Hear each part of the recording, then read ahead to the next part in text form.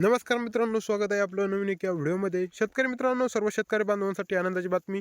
कारण राज्याचे मुख्यमंत्री धनंजय मुंडे यांनी सर्व शेतकऱ्यांसाठी एक मोठी बातमी दिलेली आहे मित्रांनो. सर्व शेतकऱ्यांना आता पीक विमा हा 75% 16 जिल्ह्यातील शेतकऱ्याला मिळणार आहे. तर कोणकोणते जिल्हे असणार आहे याविषयीची आपण संपूर्ण अपडेट पाहणार आहोत.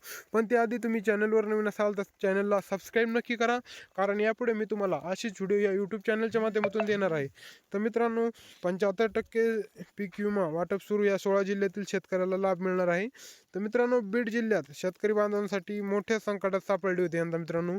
अतिवृष्टीमुळे व दुष्काळामुळे परिस्थितीत मराठवाडा भागातील कृषी क्षेत्रावर संकटाची सावट पसरली असून बीड जिल्ह्यातील शेतकऱ्याला बांधावरही अतिवृष्टीचा मोठा त्रास पडलेला आहे. या पार्श्वभूमीवर राज्य शासनाने तातडीचा निर्णय घेऊन शेतकऱ्याला दिलासा दिलेला आहे मित्रांनो. दुष्काळाची भीषण लाट. मित्रांनो, महाराष्ट्रातील दुष्काळग्रस्त भागांची परिस्थिती गंभीर बनलेली असून बीड जिल्ह्यातील सोयाबीन, मूग आणि उडीद या पिकावर मोठ्या प्रमाणात अतिवृष्टीचं प्रमाण झालेलं आहे मित्रांनो. बीड जिल्ह्यातील सर्व 11 तालुक्यामध्ये पावसाचा खंड पडल्याने दुष्काळदृश्य परिस्थिती निर्माण झाली आहे. अशा वेळी शासनाकडून आलेल्या मदत शेतकऱ्यांसाठी मोठा आधार ठरू शकते मित्रांनो. त्यानंतर मित्रांनो, शासनाची तातडीची भूमिका काय आहे?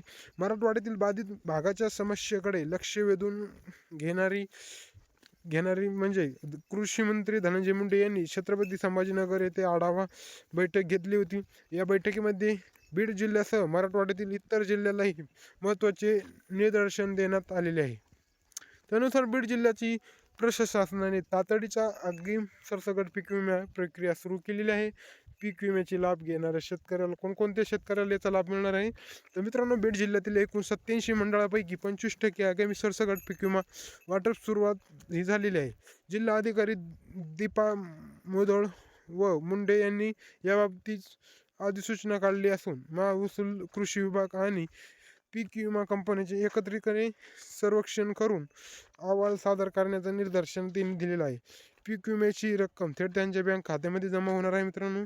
अतिवृष्टीमुळे शेतकऱ्याला झालेल्या संभाव्य नुकसान विचारात घेता जिल्ह्यातील 87 महसूल मंडळे आगामी पीक विम्यात पात्र ठरण्यात येणार आहे मित्रांनो. तर अशा प्रकारे मित्रांनो, सर्व शेतकरी बांधवांना याचा लाभ मिळणार आहे. जर तुम्ही या योजनेमध्ये बसत असाल तर कमेंट करून नक्की सांगा. जय हिंद, जय महाराष्ट्र.